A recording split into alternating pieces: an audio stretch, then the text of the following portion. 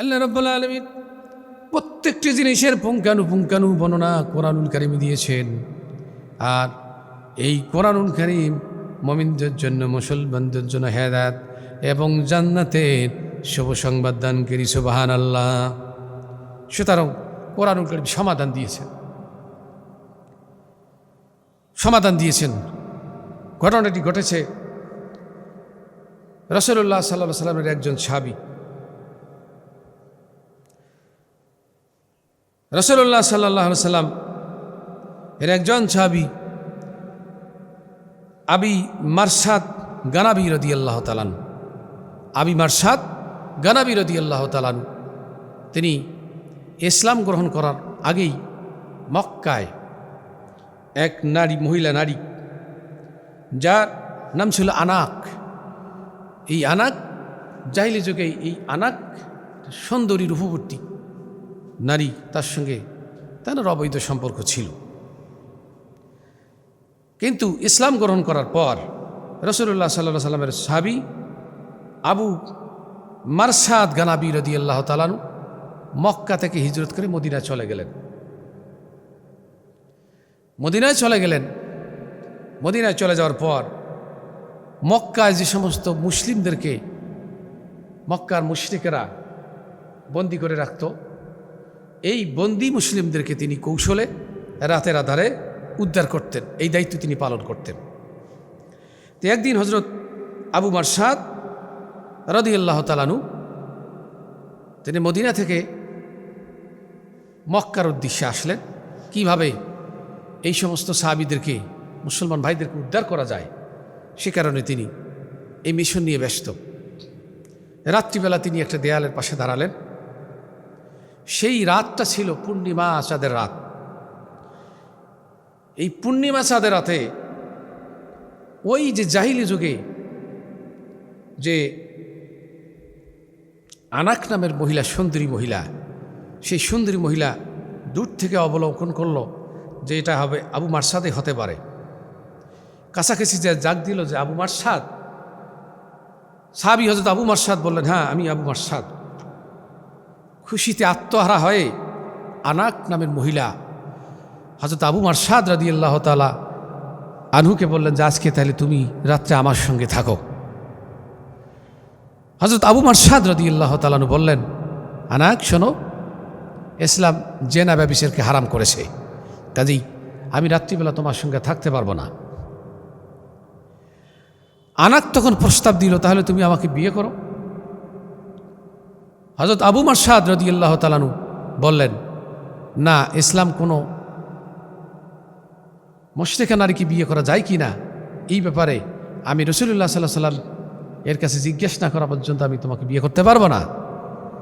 এতে করে আনাক খেপে গেল এবং চিৎকার দিয়ে মক্কার কুরাইশদেরকে জানালো, হে আবু মারসাদ এসেছে, তোমরা তাকে ধরো। আবু মারসাদ রাদিয়াল্লাহু তাআলা আনহু আশু বিপদ লক্ষ্য করে তিনি দ্রুত পাহাড়ের গুহায় আশ্রয় নিলেন। মক্কার 8 জন মুশরিক আবু মারসাদ রাদিয়াল্লাহু তাআলা আনহুকে খোঁজাখুঁজি করলো, কিন্তু তারা পেল না। এক পর্যায়ে পাহাড়ের এক গুহার কাছে 8 জনে যায় পেশাব করলো। হযরত আবু মারসাদ রাদিয়াল্লাহু তাআলা আনহু বলেন যে আমি ওই গুহার নিচে বসে আছি, তাদের পেশাব আমার মাথায় গড়িয়ে পড়ল, কিন্তু আমি কোনো নড়চড় করছি না। আল্লাহ পাক আমাকে তাদের চোখের মধ্যে ধুলে দিয়ে আমাকে হেফাজত করেছেন। এরপর আমি মদিনায় যখন ফিরে গেলাম, রাসূলুল্লাহ সাল্লাল্লাহু আলাইহি ওয়াসাল্লাম বিষয়টিকে জানালাম। রাসূলুল্লাহ সাল্লাল্লাহু আলাইহি ওয়াসাল্লামকে বিষয়টি জানালাম, ইয়া রাসূলুল্লাহ, এই আনাক সুন্দরী জাহিলিয়াতের নারী, আমি তাকে বিয়ে করতে পারবো কি না। এরপরেই আল্লাহ রাব্বুল আলামিন হযরত জিবরাইল আলাইহিস সালাতু ওয়াস সালামকে প্রেরণ করে সূরা আল বাকারার 221 নম্বর আয়াত নাজিল করে জানাই দিলেন, কোন মুসলমানের জন্য মুশরিককে বিয়ে করা যায় নাই।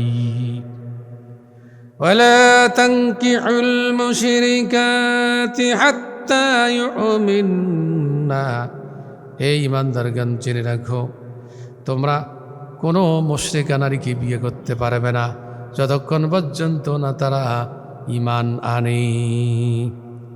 ওয়ালামাতুম মুমিনাতুন খায়রুম মিন মুশরিকাতিন ওয়ালাউ আযাবাতকুম। মুমিনা একজন দাসী, মুশরিকা স্বাধীন মুশরিকার চাইতেও উত্তম। যদিও মুশরিকা নারীটা তোমাদের কাছে খুব চাকচিক্য মনে হয়, খুব রূপবর্তী মনে হয়, খুব জলসে মনে হয়, তোমার মনটাকে টানে, কিন্তু তার চাইতেও একজন মুমিনা দাসী আল্লাহ তাআলার কাছে উত্তম। ওয়ালা তুনকিহুল মুশরিকিনা হাত্তা ইউমিনু। আর হে মুসলিম নারীরা, খবরদার তোমরা মুশরিক পুরুষদেরকে বিয়ে করবে না যতক্ষণ পর্যন্ত মুশরিক পুরুষেরা মুসলমান না হয়ে যায়, ঈমান না আনে। ওয়ালা আবদুম মুমিনুন খায়রুম মিন মুশরিকিন ওয়ালাউ আযাবাকুম। আল্লাহ রাব্বুল আলামিন বলছেন, মুশরিক স্বাধীন একজন মুশরিক, সেই স্বাধীন মুশরিক পুরুষের চাইতে একজন গোলাম মুমিন আল্লাহ তাআলার কাছে উত্তম।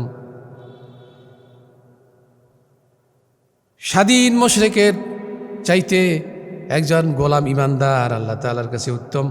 যদিও স্বাধীন মুশরিক তোমাদের কাছে, এ নারীরা তোমাদের কাছে পছন্দ হয়, অবাক করা কাণ্ড, আশ্চর্য হয়, পাগল হয়ে যাও, তারপরেও ইমানদার গোলাম তার চাইতে উত্তম।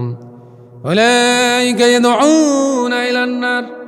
এই সমস্ত মুশরিক পুরুষ আর নারী তোমাদেরকে জাহান্নামের দিকে ডাকে, জাহান্নামের দিকে নিয়ে যায়। আল্লাহু ইয়াদউ ইলাল জান্নাতি ওয়াল মাগফিরাতি বিইজনি। আল্লাহ তাআলা তার আদেশ ক্রমে তোমাদেরকে জান্নাত এবং ক্ষমার দিকে ডাকেন। ওয়ায়ুবাইয়িনু আয়াতিহি লিন-নাসি লাআল্লাহুম ইয়াতাযাক্কারুন। আল্লাহ রাব্বুল আলামিন তার আয়াতগুলোকে মানুষের সামনে সুন্দরভাবে বিস্তারিতভাবে উপস্থাপন করেন, এই জন্য যাতে করে তারা একটু চিন্তা ভাবনা করতে পারে। মেয়েরা, আলোচনা ক্লিয়ার। কোন ইমানদার পুরুষ, ইমানদার নারী কোন মুশরিক পুরুষ আর মুশরিকা নারীকে বিয়ে করতে পারবে না। তার সাথে প্রেমের সম্পর্ক, অবৈধ সম্পর্ক, জেনা ব্যভিচার, এটা হারাম। সুতরাং ইসলামী শিক্ষা থেকে বাহিরে যে আজকে যারা ধর্ম বিবর্জিত শিক্ষা শিক্ষিত হয়ে ফ্রি মনে তোমরা জেনা ব্যভিচারের সঙ্গে লিপ্ত, হে যুবক যুবতীরা, আমার ছাত্রছাত্রী ভাই বোনেরা, সাবধান হয়ে যাও। এই সমস্ত অবৈধ কালচার, এটা শুধু ইহুদি খ্রিস্টানদের মধ্যেই প্রচলন আছে, তারা করে, কারণ তাদের তো কোনো ধর্ম নাই। তারা জেনা ব্যভিচার, অবাধ মেলামেশাকে স্বাভাবিক মনে করে, কিন্তু ইসলাম এটাকে মনে করে না। ইসলাম একটা বাইন্ডিংস দিয়েছে, একটা আইন দিয়েছে, একটা নীতিমালা দিয়েছে। এই নীতিমালা লাউকেই আমাদের চলতে হবে। আমরা সাবধান হয়ে যাই এই জেনা ব্যভিচার আর অজানা কাজ থেকে। আমরা এই যুব সমাজ আর যুবতী সমাজকে আমরা হেফাজত করি, এটা দায়িত্ব আমাদের সবার। আল্লাহ রাব্বুল আলামিন আমাদের সবাইকে কবুল করুক। আল্লাহুম্মা আমিন।